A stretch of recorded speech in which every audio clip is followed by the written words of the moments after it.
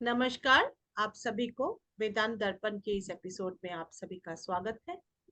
हार्दिक अभिनंदन। स्वागत करती हूँ ऋषि श्री गौतम चटर्जी सर को, जो एक बहुत ही गंभीर विषय पर पिछले एपिसोड में बोल रहे थे। और वो एपिसोड पूरा नहीं हुआ था। प्रणाम सर, स्वागत है सर।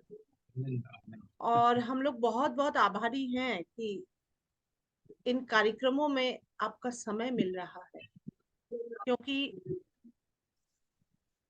हर समय हर चीज मिलता नहीं है और हम वो समझते नहीं है। बाद में जब इसको देखते हैं, सुनते हैं या कभी भी, क्योंकि ये यूट्यूब प्लेटफॉर्म में जा रहा है ये सब एपिसोड्स, और ये जो उपलब्धियां और ये जो आप ज्ञान और ये सारी चीजें हम शेयर कर रहे हैं, आप शेयर कर रहे हैं अपने को, तो ये भी, ये है ही, ये हम लोग एक कुछ कंट्रीब्यूशन कर रहे हैं, कोशिश कर रहे हैं, और आप जैसे गुणी और ऋषि के साथ में। तो सर, ये जो चैलेंजिंग विषय है आज के, ये ग्लोबल वार्मिंग, इसके ऊपर पिछले एपिसोड में हम लोग बात कर रहे थे, और सर उस पर फिजिक्स को लेके फिर मेटाफिजिक्स में चले जाते हैं कि what is the reason scientifically about global warming, why it happens, ये क्यों हो रहा है पृथ्वी में, कब होता है इसको, इसकी जो थ्योरी है, इसके पीछे जो रीजन है साइंटिफिकली, वो सर व्याख्या कर रहे थे। उसके साथ मैंने बीच में इसको, आप लोग अगर पिछले एपिसोड देखेंगे तो आप लोगों को समझ में आएगा ये क्या मैं कहना चाह रही हूँ इसमें। तो सर आप कृपया बोलें जहां हम छोड़े थे उसके ऊपर से। ये दर्शकों के लिए भी एक गेस रहेगा कि अगर कोई 83 एपिसोड सिर्फ देख रहे हैं तो उनको इन कंटिन्यूएशन 82 देखना पड़ेगा, तभी वो 83 देखेंगे, तो ही एक टोटालिटी में उत्तर आएगा कि ग्लोबल वार्मिंग लेके क्या कहा गया है। ये एक तो लाभदायी एपिसोड भी है। जी सर, प्लीज। संगमित्रा जी, आपको इसलिए मैं धन्यवाद दे रहा हूँ क्योंकि आपने हमारी ये बात मानी कि मैंने बहुत दिनों से आपसे कह रखा था इसको संवाद का रूप दिया जाए। दोनों जी मिलकर के जी किसी सर। विषय पर बात करें, क्योंकि भारतीय प्राचीन भारतीय परंपरा है, बल्कि वैदिक परंपरा है संवाद। इसलिए वेदों में संवाद सूक्त भी है, संवाद की परंपरा। होता क्या है कि जब दो लोग बात करते हैं, और अगर वेदांत की दृष्टि से देखें तो वही बोलता है वही सुनता है। फिर वे वो दो रूपों में क्यों संवाद करता है? वो इसलिए करता है कि दो चीजों के जैसे घर्षण से आग निकलती है, इसी तरह से दो लोग जब संवाद करते हैं तो उसमें से तीसरी बात आती है, दैट इज लाइट। बिल्कुल सर, इसलिए बिल्कुल जो बिल्कुल, बहुत ऋग्वेद अच्छा का बोला आपने सर, जो बिल्कुल पहला सर। मंत्र है उसमें भी अग्नि मीडिएटे करके ही स्टार्ट, ट्रू अग्नि ट्रू कहा गया। ट्रू। ये अलग बात है कि आज के समय में ग्रीष्म ऋतु में कोई अग्नि पर बात नहीं करना चाहेगा, वो शीतल जल पर बात करना चाहेगा। एक ऊष्मा से जुड़ा हुआ चीज है, और हमारे जो 5 सेंसेस है उसमें जो ये स्पर्श है और आंच है, जहाँ पर 48 से लेकर 52 डिग्री टेम्परेचर तक उत्तर भारत में गर्मी होती है, वहां पर कोई इस वक्त आग पर तो बात नहीं करना चाहेगा। वो चाहेगा कि जल प्रपात पर बात हो, झरने पर बात हो, वर्षा पर बात हो, वर्षा की प्रतीक्षा भी करती हुई आंखें होंगी।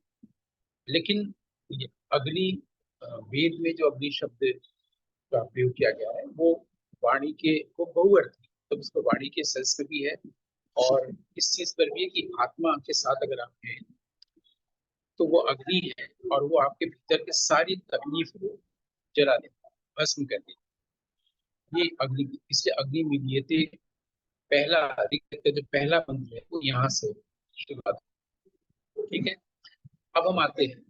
इसके लिए आपको बहुत बहुत धन्यवाद कि आपने इसको संवाद का रूप दिया जो होना चाहिए। अब ये है कि हम लोग बात कर रहे थे थैंक ग्लोबल वार्मिंग की। आप कुछ कह रही यू जी सर, थैंक यू बोल रही हूँ मैं आपको। हैं?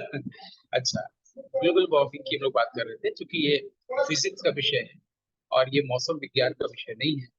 इसलिए जब ग्लोबल ग्लोबल वार्मिंग के बारे में लोग गूगल करने जाते हैं तो गूगल में यही मिलेगा कि ग्लोबल वार्मिंग का कारण क्या है और हम लोग क्या करें जिससे ये इसको रोक सकें। इसके लिए हम पिछले एपिसोड में ये बताने की कोशिश कर रहे थे कि हम लोग फिजिक्स नहीं पढ़े होते हैं, गूगल पढ़े होते हैं, इसलिए हम लोग के भीतर ये बात आ गई है कि जंगल कट रहे हैं, पहाड़ कट रहे हैं, इसलिए ग्लोबल वार्मिंग बढ़ रहा है। वो ऐसा नहीं है। फिजिक्स जो है उसमें कुछ प्रकृति के ऐसे नियमों की बात की गई है जिसको अभी तक ऑल्टर नहीं किया जा सका, अभी तक बदला नहीं जा सका। इसमें से एक है ऊष्मागतिकी का द्वितीय नियम, सेकेंड लॉ ऑफ थर्मोडायनेमिक्स, जिसको लॉ ऑफ एंट्रोपी भी कहते हैं। यहाँ तक हम लोग आए थे। अब हम बताने वाले थे, जो अब मैं बताने जा रहा हूँ, वो है कि ये जो एंट्रोपी है, एंट्रोपी डिसऑर्डर्ड एनर्जी को कहते हैं। डिसऑर्डर्ड एनर्जी का ही दूसरा नाम है हीट। और ये नियम कहता है कि ये हमेशा बढ़ता ही जाएगा। इस नियम को हम लोग को जानना चाहिए। ये कह रहा है कि अगर आइसक्रीम है तो पिघल के खत्म होगा, बर्फ है तो पिघल के खत्म होगा। वो फिर से तभी बर्फ बनेगा जब आप कुछ कोशिश करेंगे। नहीं तो सूरज है, सूरज आग का गोला बनेगा, या ठंड इतनी बढ़ जाएगी कि सूरज टेनिस के बॉल जैसा हो जाएगा। ये सब एग्जाम्पल्स दिए हुए हैं। और जो हो चुका है वो कभी नहीं हो सकता। इस लॉ ऑफ एंट्रोपी कहता है जो अब तक हो चुका है वो कभी नहीं हो सकता। वहां पर पास्ट, प्रेजेंट और फ्यूचर को एक दूसरी दृष्टि से देखा गया है। ये अभी हम लोग प्रकृति के नियम की बात कर रहे हैं, क्योंकि प्रकृति के विषय पर बात कर रहे हैं, ग्लोबल वार्मिंग। और जिस चीज का विषय है उसी दृष्टि से पहले इसको समझ लेना चाहिए। तो ग्लोबल वार्मिंग का कारण जंगल का कटना, पहाड़ का कटना नहीं है। वो एक दूसरी असभ्यता है, उस पर अलग से बात हो सकती है, मनुष्य असभ्यता। लेकिन ये एंट्रोपी कारण है। अगर आप जंगल नहीं भी काटेंगे, पहाड़ नहीं भी काटेंगे, और दूसरी दूसरी चीजें आप नहीं करेंगे, नदी को प्रदूषित नहीं करेंगे, समुद्र को काट कर और कॉलोनी नहीं बनाएंगे, तो भी ये 48 वाला टेम्परेचर 38 में नहीं आएगा। ये 38 से 48, 48 ये महंगाई की तरह नहीं है। हालांकि महंगाई भारत में ऐसा है कि वो बढ़ती रहती है हमेशा, लेकिन महंगाई की तरह नहीं। महंगाई को कंट्रोल किया जा सकता है, लेकिन एंट्रोपी को कोई कंट्रोल नहीं कर पाएगा, क्योंकि प्रकृति का नियम that is not put together by thought. ये मैन मेड नहीं है। हम लोग इसी को समझ रहे हैं कि एंट्रोपी का मतलब है कोई भी चीज है, अगर वार्म ग्लोब हो रहा है तो होता ही चला जाएगा। आदमी का जन्म हुआ है तो वो अंत की ओर जा रहा है, मृत्यु की ओर जा रहा है। अगर एक वृक्ष हो गया है तो वो अपने खत्म की ओर जाएगा। ऐसा नहीं है कि वो वृक्ष फिर से छोटा हो जाए, पौधा हो जाए, है ना। तो ये हम लोग हर चीजें जो फिजिकली हम लोग देखते हैं, जो फिजिकल साइंस का हिस्सा है, वो अपने अंत की ओर जा रहा है। जी क्योंकि मूव करेगा, हम लोग मूवमेंट की तरफ जाएंगे। मूव करते ही टेम्परेचर डिफरेंस होगा, टेम्परेचर डिफरेंस होते ही हीट एनर्जी फॉर्म होगी, हीट एनर्जी फॉर्म होगी तो वो अंत की ओर जाएगा, एंट्रोपी की ओर जाएगा, ग्लोबल वार्मिंग और वार्म। इस बात को हम लोग समझ गए हैं। अगर ये लिमिटेशन, ये प्रकृति का नियम है, उसमें हम कारण नहीं, कि हमारे मनुष्य कारण नहीं। ये नियम प्रकृति का नियम है, जिसका सेकेंड लॉ। तो फिर दुनिया को बचाए कैसे? दुनिया को बचाने के लिए हम अगर जंगल और पेड़ को काटना बंद कर दे, इससे दुनिया बचेगी। ग्लोबल बात। या हम कोई वैदांतिक दृष्टि ले, हमारे भारतीय ऋषि मुनियों ने कहा है। भारतीय ऋषि मुनियों ने भी क्या विश्व ब्रह्मांड की बात की है, कॉस्मोलॉजी की बात की है? हाँ की है। कहाँ की है? ऋग्वेद में की है। ऋग्वेद में कहाँ की है? 10वें मंडल में की है। 10वें मंडल में कहाँ है? वो नासदीय सूक्त है, उसमें की है। वो क्या कहते हैं, वेद में क्या उत्तर है, तब जाएंगे। लेकिन पहले हम लोग प्रकृति के नियम को समझ। प्रकृति के इस नियम को नहीं बदला जा सकता। प्रकृति के नियम को कोई नहीं बदल सकता है। प्रकृति के नियम को ट्रांसेंड किया जा सकता है। अब ये जी जो बिल्कुल। हाँ ग्लोबल वार्मिंग का कारण एंट्रोपी है, ये गूगल में नहीं मिलेगा। प्रकृति के नियम को बदला जा सकता है, ये गूगल में मिलेगा। लेकिन प्रकृति के नियम को बदला नहीं जा सकता, ये गूगल में मिलेगा। प्रकृति के नियम को बदला नहीं जा सकता है तो फिर क्या करें, ट्रांसलेट किया जा सकता है, ये गूगल में नहीं मिलेगा। अब इससे आगे चलते हैं कि हम क्या दृष्टि लें। पहले तो हम साइंस की दृष्टि लेंगे। अगर देखते हैं साइंस से सुलझ गया, साइंस मतलब फिजिक्स। साइंस मैंने भारतीय विज्ञान नहीं, भारतीय विज्ञान का मतलब है विशिष्ट ज्ञान या विविध ज्ञान। लेकिन जिस फिजिक्स की हम लोग बात कर रहे हैं, इसको पूरी दुनिया पढ़ती आ रही है एक लंबे समय से, हम उसकी नजर से देख रहे हैं। फिजिक्स का उपाय है तो हम लोग को उपाय दिख जाता है। हीट एंड थर्मोडायनेमिक्स का सेकेंड लॉ कहता है कि एंट्रोपी हमेशा बढ़ती जाएगी, ग्लोबल वार्मिंग होती जाएगी। अब इसका उत्तर क्या दे रहा है फिजिक्स? तो फर्स्ट लॉ ही इसका उत्तर है। फर्स्ट लॉ कहता है कि थर्मोडायनेमिक एनर्जी है दैट रिमेन्स कांस्टेंट या इंक्रीज। एक एनर्जी है जिसका ग्लोबल वार्मिंग से, हीट एंट्रोपी से कोई लेना देना नहीं है, वो एनर्जी हमेशा कांस्टेंट है या बढ़ सकती है। इसको अगर हम लोग थोड़ा सा धर्म से जोड़ के देखें तो बनारस में एक मंदिर है जिसका नाम है तिलभांडेश्वर का मंदिर। तिलभांडेश्वर का मतलब है, उसमें ये कहा गया है, शिवलिंग है, वो हर साल एक तिल बढ़ता है। एक मान्यता है बनारस, और वो हार्ट ऑफ द सिटी में ही है तिलभांडेश्वर मंदिर। और लोग देखते हैं कि वो विशाल हो गया है, एक तिल बढ़ते हुए तिलभांडेश्वर मंदिर।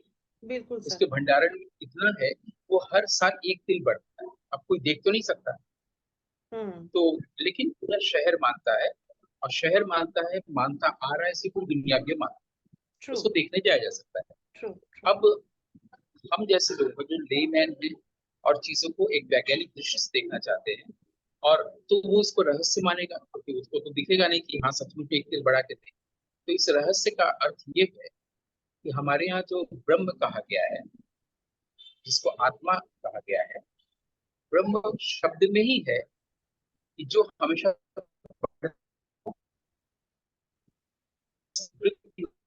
एक्सपेंड होता है। हम लोग एक्सपेंशन का ग्लोबल समझते हैं। ग्लोब, दुनिया बढ़ रही है, आकार उसकी भूमध्य रेखा के आसपास का क्षेत्र है, या भूमि, सीधे सीधे कोई भूमि है का हम लोग लेते हैं। ब्रह्म में जो मतलब है, प्रिय धातु है। प्रिय धातु का मतलब जो एक्सपेंड होती है, एक्सटेंड होती है। एक्सपेंशन और एक्सटेंशन शब्द को हम लोग हमेशा भूमि से लेते हैं, जमीन से लेते हैं, और ये सोचते हैं कि जैसे गर्मी बढ़ रही है वैसे कुछ बढ़ना है। बढ़ना शब्द का प्रयोग तो हो रहा है, लेकिन बढ़ने का मतलब ये नहीं। बढ़ने का मतलब हम अपने तल की ओर जा रहे हैं, गहराई में जा रहे हैं। जब हम यूनिवर्सल कॉन्शियसनेस की बात करते हैं, यूनिवर्सल माइंड की बात करते हैं, तो विश्व चेतना का मतलब ये जो जहाँ अमेरिका, रूस, अफ्रीका है, उस चेतना की बात नहीं होती है कि हम भारत की चेतना के साथ साउथ कोरिया की भी चेतना को मिला दें, वो बात नहीं होती है। यूनिवर्सल कॉन्शियसनेस का जो आकाश है वो हमारे भीतर की, उसमें जितना जाएंगे तो हमारी चेतना बृहद होती जाएगी। तो इसमें भी कुछ लोग बृहद और बृहद दोनों शब्द लाते हैं। जैसे बृहद शब्द हिंदी में खूब लिखा जाता है कि अगली बार अगर लौटा तो मैं 75 लौटूंगा, ये कवि लिखते हैं हिंदी में। लेकिन हमारे यहाँ संस्कृत में वह पहले आता ही नहीं, बीच में कोई शब्द होगा, एक शब्द उसमें व अक्षर आता है, पहला अक्षर जब भी होगा तो व, बृहद। तो बृहद का मतलब हुआ ब्रह्म। ब्रह्म का मतलब है जो बृहद होता हुआ है। बृहद होता हुआ है का मतलब हीट का बढ़ता हुआ नहीं है, जमीन का बढ़ता हुआ नहीं। ये क्लियर हो गया, ब्रह्म शब्द में ही है बृहद। ब्री से ही, ब्री धातु से बृहस्पति भी बना। बृहस्पति का भी मतलब यही है, क्योंकि ब्री धातु से है। और एक और शब्द आता है, मैंने वाचस्पति, जो ज्ञान के देवता हैं, उन्हीं को बृहस्पति कहा गया है। वेद में एक और शब्द आता है, ब्रह्मणस्पति। ब्रह्म, ब्रह्मण, ब्रह्मणस्पति। अभी वेद में आता है, बोल तो दिया गया, कहाँ आता है? वेद के ऋग्वेद में आता है, ऋग्वेद में 10वें मंडल में आता है। 10वें मंडल के किस सूक्त में आता है? ये 71वें सूक्त में आता है। 71वें सूक्त में कहाँ आता है? या 72वें में आता है। तो अगर हम लोग देखने जाएंगे 70, 71, 72 ऐसे करते हुए, तो देखेंगे 72वें श्लोक, 72वें मंत्र के 72वें जो सूक्त है उसके दूसरे मंत्र में आता है ये शब्द ब्रह्मणस्पति। अब ब्रह्मणस्पति, वाचस्पति और बृहस्पति, तीनों का मतलब है जो चीज हमेशा एक्सपेंड करता है, कभी मतलब नहीं है। तो फिर हमने दो शब्द लाए, एक फिजिक्स की दुनिया में चीजों को पढ़ना, लॉ ऑफ एंट्रोपी, और दूसरा हम वेद की का शब्द लाए, ब्रह्म, इसका मतलब होता है बढ़ना। दोनों ब्रह्म, दोनों बढ़ने में शब्द एक ही है, लेकिन अर्थ अलग अलग। सर मैं ठीक बीच है, में एक प्रश्न ये पूछना समझ के चाहूंगी। जी सर, प्लीज। हाँ, बिल्कुल बिल्कुल। ब्रह्मणस्पति, ब्रह्मणस्पति, वाचस्पति, बृहस्पति, ये जो तीन शब्द नहीं, आप, तीन। हाँ हाँ, बृहस्पति, बृहस्पति, वाचस्पति, ब्रह्मणस्पति। जी सर, तो तो ये जो वाचस्पति तीनों, शब्द वेद में नहीं आया, अच्छा बृहस्पति शब्द वेद में आया है, ब्रह्मणस्पति आया है। ये 10वें मंडल के जो वो है, सूक्त है 72, उसके दूसरे मंत्र में है ये शब्द। जी सर, तो ये जो बृहस्पति है ये भी था उसमें? कहाँ था? बृहस्पति शब्द जो है ये हमारे हाँ मंत्र में है, वो देवता मंत्र है। में है ना, तो हाँ, बृहस्पति संग वो हम पढ़ते हैं, वेद मंत्र जो उच्चारण करते हैं उसमें है बृहस्पति को। तो मेरा सर, मैं मेरी जानकारी नहीं है उस पर, तो मैं ये पूछना चाहूंगी सर, बृहस्पति जिसको गुरु कहा जाता है, बृहस्पति, जुपिटर, जुपिटर का हिंदी है बृहस्पति, जैसे जो ग्रह है सर, प्लैनेट, उसको भी बृहस्पति ही बोला जाता है ना, तो इस प्रकार से। और वाचस्पति जो है, ये वाक से वाचस्पति, इसका डिराइव किया हुआ है वर्ड, जितना मुझे ज्ञान है, मैं गलत भी हो सकती हूँ। और ब्रह्मणस्पति, ब्रह्म पति, अमनस, ये जो संधि विच्छेद अगर करें हम, तो सर आप काइंडली इस पर बोलें, मतलब मैं पूछना चाहूंगी कि are they three the same, Vachaspati, Brahmanaspati, Brihaspati? Because sir वो तो जुपिटर है, वो गुरु का काम कर रहे हैं, जो वाक कर रहे हैं वो ऐसे कर रहे हैं वैखरी के द्वारा, ज्ञान के द्वारा, और ब्रह्मणस्पति ऐसे कर रहे हैं, वो तो एक समझ है कि ये है, ये क्या, जैसे मैं कैसे बताऊं इसको, जैसे सर हमारे एक इंसान की, अगर मेरा नाम है संगमित्रा चक्रवर्ती, तो मेरा एक निक नेम होता है, ये दो नेम लेके हम बड़े होते हैं, और इसके साथ साथ कुछ कार्य क्षेत्र हैं, या कुछ पारिवारिक या कुछ व्यक्तिगत संपर्क हैं हमारे, जो हमें इस दोनों नाम से नहीं बुलाते, अपने दोनों नाम से बुलाते हैं, जो उन्होंने दिए हुए हैं। क्या ये ऐसे है, या ये तीनों वर्ड, वाचस्पति, ब्रह्मणस्पति और बृहस्पति, ये तीनों एक है? प्लीज बोले सर। मैं बताने जा रहा हूँ। आपने ऋग्वेद के ये सूक्त पढ़े हैं जिसके मैं बात कर रहा था? सर मैंने ध्यान से नहीं पढ़ा है, पर हम्म, अगर आप मुझे इस पर पूछेंगे सर, तो मैं इसको नहीं नहीं, रिसाइट करके, मैं बताने जा रहा हूँ। सर मैंने मैं इसको ऋग्वेद ना से, रिसाइट करके, बिना पढ़ के, मतलब बिना जो टेक्स्ट है उसका, वो टेक्स्ट बिना नहीं नहीं, पढ़ के मैं नहीं पूछने बता नहीं जा सकती, रहा, पर मैं गाती हूँ मैं इस पर। पूछने नहीं जा रहा हूँ, मैं बताने जा रहा हूँ जो जी आपने सर, प्रश्न किया, क्योंकि जी सर, पूछना तो आपका हो गया ना, उत्तर तो मैं दूंगा ना। जी सर, जी मैं सिर्फ ये जानना चाह रहा हूँ कि जो जिस सूक्त की मैंने बात की, 72 नंबर सूक्त, जहाँ पर 72वें सूक्त के दूसरे मंत्र में ये शब्द आया ब्रह्मणस्पति, क्या आपने इस सूक्त को पढ़ा है? ये मैं पूछ रहा था आपसे। मैंने नहीं पढ़ा है सर इसको, मैंने नहीं पढ़ा। ठीक, अब मैं आपको जानकारी दूँ। ठीक है, ये जो प्रश्न है जुपिटर, वाचस्पति, बृहस्पति, ये जब ये सवाल बना है आपका, ये आज की दी हुई जानकारी के आधार पर बना। तो बेटर है कि हम लोग जान लें कि तथ्य क्या है वेद में, और वो जी डेवलप होते होते 21वीं शताब्दी तक क्या आया है। जी जी जी, आपका प्रश्न वो है जो 21वीं और 20वीं शताब्दी में जो उन लोगों ने अध्ययन किया उसके आधार पर। ट्रू, ठीक है, ट्रू, ट्रू, जिसका उससे कोई लेना देना नहीं है जो हम बताने जा रहे हैं। ठीक है, बिल्कुल बिल्कुल सर, वहां पर बिल्कुल। बृहस्पति शब्द जो आया है, ये 72 में नहीं आया है, 71 में आया है।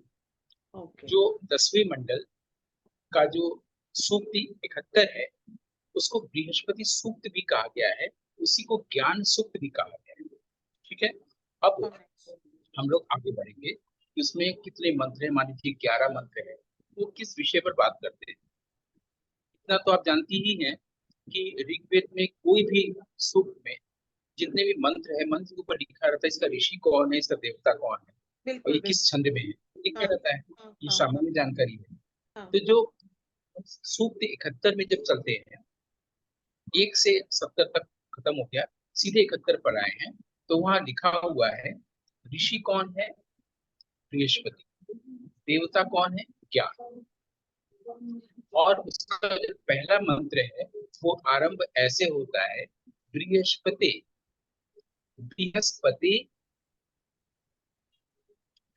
प्रथमं वाचो, ये शुरुआत। बृहस्पति प्रथमं वाचो अग्रम, आगे ऐसे बढ़ता जाता है। ये पहला 71 नंबर सूक्त का पहला जो मंत्र है वो ऐसे चलता है। जिसके देवता है ज्ञान, जिसके ऋषि है बृहस्पति, इसलिए इसको ज्ञान सूक्त या बृहस्पति सूक्त कहा जाता है। इसमें आगे ये भी कहा गया है कि जो सरस्वती है वो रिवील करती है ज्ञान बृहस्पति को। ट्रू। आगे उसके बाद पहला दूसरा तीसरा ऐसे करते हुए हम 11 तक भी जा सकते हैं, उसको अलग से भी पढ़ सकते हैं। अभी तो हम लोग को ग्लोबल वार्मिंग पे आना है, वहां पर आने से पहले इन सब चीजों को समझते चले तब, ठीक है। क्योंकि फिजिक्स भी ठीक से जानना चाहिए, प्रकृति के नियम को, और वेद को भी ठीक से जानना चाहिए। ये चीजें गूगल में नहीं होती। अब हम आगे चलते हैं। 71वां सूक्त जब पूरा हो जाता है, 71वें सूक्त में वाक पर बात, स्पीच पर बात। फिर 72वें में जब हम आते हैं, वहां पर दूसरे मंत्र में कहा गया है ब्रह्मणस्पति। अभी भी वाचस्पति नहीं आया, बृहस्पति आया, जिसका जुपिटर से कोई मतलब नहीं है। जब वेदांग आएगा, छंद, कल, निरुक्त, व्याकरण, ज्योतिष आएगा, तब जुपिटर बृहस्पति आएगा। वो दूसरी बात। यहाँ ऋषि बृहस्पति की बात हो रही है, और इसको बृहस्पति सूक्त कहा गया है, ज्ञान सूक्त कहा गया है, जो स्पीच पर बात करता है, ज्ञान पर बात करता है कि ज्ञान कैसे प्रकट होता है, ठीक है। और इसमें ही आगे ये कहा गया है कि 7 बर्ड्स, सातों चिड़िया फिर मिल जाती। बहुत अच्छा, मतलब सब तो कविताएं है ना, मंत्र माने बहुत कविताएं हैं। अच्छे सर, बहुत तो अच्छे। उसका मतलब वहां बताया था कि सारे छंद मिल जाते हैं, लेकिन मैं उसका अर्थ कुछ और देता हूँ जी कि हमारी जो ये जो ज्ञानेंद्रियां बाहर की ओर ले जाती हैं, ग्लोबल वार्मिंग की ओर ले जाती हैं, वो सारी इंद्रियां उस वक्त एक हो जाती हैं। 5 ये ज्ञानेंद्रियां, 6वां मन, और 7वां बुद्धि, ये 7 चिड़िया एक हो जाती हैं। वो जो आगे इसी में कहा गया है कि जब सरस्वती बृहस्पति को प्रकट करती है, रिवील करती है, तो सातों चिड़िया एक हो जाती है। बहुत इंटरेस्टिंग है। मतलब ऋग्वेद को पढ़ना या वेद को पढ़ना आसान है, लेकिन उसके बाद व्याख्या करने वालों ने इसको कठिन बना दिया, जटिल बना दिया है। मतलब मैं सायन की बात नहीं कर रहा हूँ जो व्याख्या करते हैं, वैसे ही अष्टाध्यायी आप पढ़ने जाएंगे, बहुत आसान है, लेकिन उसकी व्याख्या करने वालों ने इसको बहुत कठिन बना दिया है। इसलिए अगर पाणिनि के अष्टाध्याय को पढ़ना है तो अक्सर अधिक हम ये कर सकते हैं। कात्यायन ने उसमें और जो जोड़ा है, और पतंजलि जी ने उसका जो महाभाष्य किया, बस वहीं तक रहे। वैसे ऋग्वेद पढ़ना है, सबसे अच्छा है सिर्फ संस्कृत जाने और ऋग्वेद जाने, और कोई ना।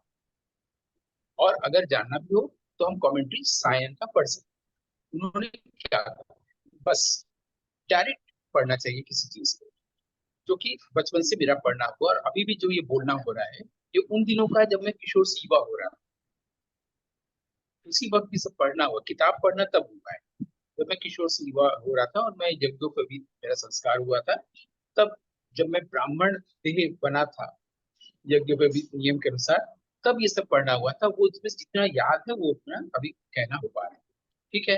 तो ब्रह्मणस्पति क्लियर हो गया, बृहस्पति क्लियर हो गया। इसके बाद सीधे हम 71 72 के बाद 125वां पढ़ सकते हैं, इसी रेफरेंस को कंटिन्यू करने के, ठीक है। क्लियर हो गया। और इसका उस जुपिटर से मतलब नहीं है जो वेदांग में आता है, अभी सिर्फ वेद की बात हो रही है, ठीक है। अब हम आते हैं फिर से उस जगह पर जहां पर हम मूल विषय था हमारा। एक है कि फिजिक्स का फर्स्ट लॉ जो कह रहा है कि एनर्जी होती है हमेशा, हमेशा होती है, और रिमेन कांस्टेंट, हमेशा कांस्टेंट रहती है या बढ़ती है। दूसरी तरफ हम ब्रह्म शब्द को परिभाषित कर रहे थे कि वेद क्या कहता है। साथ साथ चल रहा है फिजिक्स और मेटाफिजिक्स।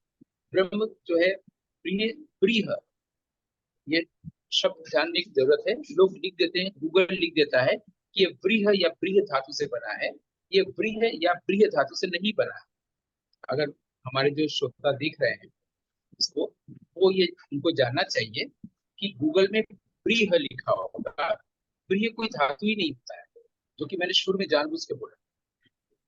वो ब्रिन्ह होता है, ब्रिन्ह, ब्रिन्ह धातु से बृहस्पति ब्रह्म ये बना है, ठीक है। और बृहत ये बना है। ब्रह्म का मतलब बृहत होना, बृहस्पति का मतलब जिसका ज्ञान बृहत हो, वो बृहस्पति है। वही वाचस्पति है, जिस जो वाक में उन्नत हो, जिसका वाक की जो मेधा है वो बृहत हो, जिसका ज्ञान बृहत हो, जो आत्मा को महसूस करता हो, इसको जो वाक में कहता हो वो बृहत हो। ये बृहत, बृहस्पति, ये शब्द बृह धातु से डेराइव, ठीक है। वाचस्पति बृहस्पति से डेराइव नहीं हुआ है, या बृहस्पति वाचस्पति से डेराइव नहीं हुआ है। इसके लिए हमारे यहाँ एक किताब आता है, वैदिक निर्वचन कोश। हमारे सुनने वाले, हम बार बार श्रोता को दर्शक बोलते हैं, क्योंकि सुनने वाले जो हमारे दर्शक हैं या देखने वाले जो श्रोता हैं, क्योंकि वेद की दृष्टि में ये सब शब्द नहीं है दर्शक और श्रोता, वहाँ श्रोत्रिय है। वो चाहे तो इसको पढ़ सकते हैं, वैदिक निर्वचन कोश, अगर ऋग्वेद डायरेक्ट नहीं पढ़ पा रहे तो, या संस्कृत से अच्छा अनुवाद नहीं हो पा रहा है। तो क्लियर हो गया कि बृह धातु है, गूगल में प्रिय मिलेगा। और हमने बताया कि किसी भी शब्द में, जो हम हिंदी के शब्द बनाते हैं, संस्कृत में क्या होता है, अगर हमको ये बृहत्तर और बृहत्तर में कंफ्यूजन हो रहा है तो समझ ले, पहला अक्षर जब भी आएगा तो वहाँ ब होगा, बनारस वाला, और बीच में जब भी आएगा तो वहां पर व होगा, वाराणसी। ये संस्कृत के नियम कहता है, मैंने हमारा अष्टाध्यायी पाणिनि नियम बताया। अब हम आ रहे थे फिर उसी जगह पर, मूल जगह पर, जैसा कि स्वामी जी भी कहते थे, मूल विषय को ब्रेक होते थे, मैं धागे को उंगली में लपेट के रखा हूँ, मुझे वहां पर ही आना है। क्योंकि होता है संवाद में, जब उनके कई संग में बैठते थे शाम को, अच्छा विषय पर बात करते थे, तो वो बात होगी, क्योंकि 10 लोग बैठे हैं तो 10 तरफ बातें जाएंगी। तो बिल्कुल सर। मूल बात को स्वामी जी कहते थे, मैं उसको धागे की तरह लपेट के रखा हूँ। तो मैंने बिल्कुल। भी ग्लोबल वार्मिंग को धागे की तरह लपेट के रखा हूँ। वहां हम लोग ये यहाँ तक पहुंच गए, तो प्रकृति का नियम है, जिसमें लॉ ऑफ एंट्रोपी है कि ये बढ़ता जाएगा। फिर दुनिया को बचाए कैसे, उसमें पहला ही नियम कहता है कि एक एनर्जी है जो हमेशा कांस्टेंट रहती है, यानी एनर्जी फिर से दुनिया बना देगी, एनर्जी फिर से मनुष्य बना देगा, एनर्जी फिर से कई गंगा, कई यमुना, कई सतलज बना देगा, एनर्जी। इस एनर्जी ने ही बनाया है। सेम यहाँ पे ब्रह्म भी वही कर, ब्रह्म भी जो है भले अनिर्वचनीय हो, लेकिन ब्रह्म की मृत्यु नहीं होती है। और यहाँ पहली वाले जो नियम है ऊष्मागति का, उसकी भी मृत्यु नहीं होती, एंड नहीं होता। ये दोनों ही एक साथ चल, प्रकृति का नियम भी और ब्रह्म का भी, यानी हमको ट्रांसलेट करने की भी जरूरत अभी नहीं। ठीक।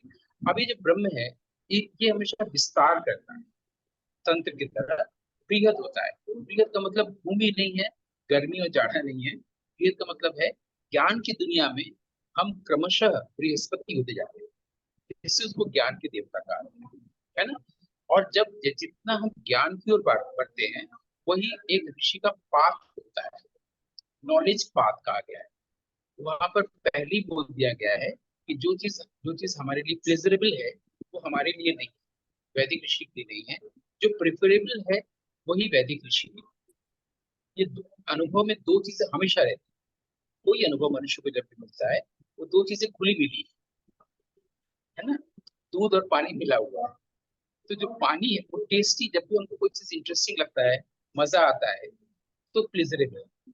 और जो चीज हमें ब्रह्म की ओर ले जाएगा, ज्ञान की ओर ले जाएगा, वो प्रेफरेबल। जी। तो मनुष्य का ये काम होता है, वेदांती ये कहता है कि तुम प्लेजरेबल को छोड़ो और प्रेफरेबल की ओर बढ़ो, प्लेजरेबल को छोड़ो, गुड की ओर बढ़ो। जब तुम गुड की ओर बढ़ोगे, तुम्हारे पास एहसास ही नहीं रहेगा प्लेजर और पेन क्या है। तो ये जो वार्मनेस है, वार्मनेस तो नहीं बोलेंगे, वार्मिंग है, ये हमें पेन दे रहा है, तभी तो उसको विषय बनाए हैं। जी सर, बिल्कुल। तो जब हम प्रेफरेबल की तरफ चलेंगे, तो अपने आप प्रेफरेबल ही जो करना होगा वो करेगा। मैं करने का भाव ही नहीं रहेगा, मैं क्या करूं, मैं जंगल का को कटने से बचाऊं, या ये और जो चीजें बताई जाती हैं, वो तो मनुष्य की असभ्यता है। जंगल बिल्कुल नहीं काटना चाहिए, पहाड़ बिल्कुल नहीं काटना चाहिए, नदियों को पॉल्यूट बिल्कुल नहीं करना चाहिए, ये एक अलग विषय है। लेकिन हम लोगों ने ये बात की 2 अंकों में कि फिजिक्स का नियम क्या कहता है, जो लॉ ऑफ नेचर है उसको हम लोग बदल नहीं सकते, लेकिन ट्रांसलेट कर सकते हैं। कैसे ट्रांसलेट कर सकते हैं, जब हम अपने भीतर की ओर जाएं। भीतर की ओर कैसे जाएं, जब हम प्रेफरेबली कुछ चुने, मनुष्य अनुभव में अपने डेली एक्सपीरियंस से, मान लीजिए चाय पीना है, गपशप करना है, कुछ भी करना है, जी उसमें सर। आप अगर देखना चाहेंगे तो आपको दिख जाएगा प्रेफरेबल क्या है। तो व्यावहारिक से आप पारमार्थिक व्यक्ति तुरंत हो जाएगा। जैसे प्रेफरेबल की ओर जाएगा तो उसका पाथ जो है वो नॉलेज पाथ होगा। प्रेजरेबल चीज छूट जाएगा, और जैसे प्रेशर छूटेगा तो पेन होगा नहीं, क्योंकि पेन वही देता है जिसने कभी प्रेशर किया, है ना। तो हम लोग प्रेफरेबल की तरफ जब आएंगे तो हम लोग वेद, ज्ञान, बृहस्पति, वाचस्पति, ब्रह्मणस्पति और वेदांत की ओर आएंगे। मुझे लगता है कि काफी कुछ स्पष्ट करने की कोशिश की गई, और वो तब हो पाया जब हम लोगों ने संवाद किया। जी सर बिल्कुल। बहुत मैं इसमें यही कहूंगी कि ये जो पॉइंट्स हमारे पास आज आए, ये इस प्रकार से आया कि हम कुछ और प्रश्नों का उत्तर लेके आपके पास आए थे सर, लेकिन उसके साथ साथ और डायमेंशंस खुल गए, मैं तो यही कहूंगी। और ये जाना नहीं जा सकता जब हम एपिसोड शुरू कर रहे होते हैं, क्योंकि ग्लोबल, जैसे हम कहते हैं कि कई भी चीजें जो उपलक्ष्य मात्र है, वो उपलक्ष्य है, हमें नहीं दिखता कि उसके पीछे क्या है, लेकिन उसके पीछे और कई चीजें हैं जो सत्य है। पर वो जब सामने आती है, आप जैसे ऋषि के सामने वो आप बोलते हैं, तो वो सामने प्रकट होती है और उसमें से छुपी काफी शाखाएं निकलती हैं। ये तो एक उपलक्ष्य था ग्लोबल वार्मिंग का, मैं यही कहना चाहूंगी। और साथ साथ ये ग्लोबल वार्मिंग के ऊपर ये टॉपिक पर हम लोग 2 एपिसोड्स किए हैं। इसके रिलेटेड जो और पॉइंट्स ऋषि श्री गौतम चटर्जी सर ने जो बताए आज, उस पर हम लोग अगले एपिसोड्स पर चर्चा करेंगे, कोशिश करेंगे आप लोग के पास आने के लिए इन मुद्दों के ऊपर में। सर बहुत बहुत आभार। इसी के साथ आज का ये एपिसोड मैं विराम देती हूँ ग्लोबल वार्मिंग के ऊपर में। और ग्लोबल वार्मिंग ना हो के ग्लोबल कूलिंग हो, ग्लोबल लव हो, ये हम लोग चाहते हैं। ग्लोबल यूनाइटेड एवरीथिंग हो, ये हमारी एक कामना, एक प्रार्थना रहेगी इस एपिसोड के द्वारा, ताकि हर जगह पे शांति हो, प्रेम प्रवाह हो, यही चाहेंगे। और ये इत्तेफाक है कि सर जैसे गुणी हमें मिले हैं, मतलब आज हम लोग को मिल गया। कहते हैं कि ईश्वर की जो इच्छा होती है वो 52 डिग्री या 60 डिग्री या 40 degree, what ever it is, जब when God wishes to do something, he make things accordingly। ये ईश्वर की इच्छा के ऊपर हम लोग निर्भर हैं। और यही है कि सर जुड़े हैं इसके साथ, नहीं भी मिल सकते थे या मेरे भी समय नहीं हो सकता था, पर इसके अनुसार इसी टॉपिक के ऊपर हो रहा है। मुझे लग रहा है ये ईश्वर की इच्छा है, ठाकुर की इच्छा है, माँ की इच्छा है, स्वामी जी की इच्छा है। प्रणाम सर, बहुत बहुत आभार। आनंद।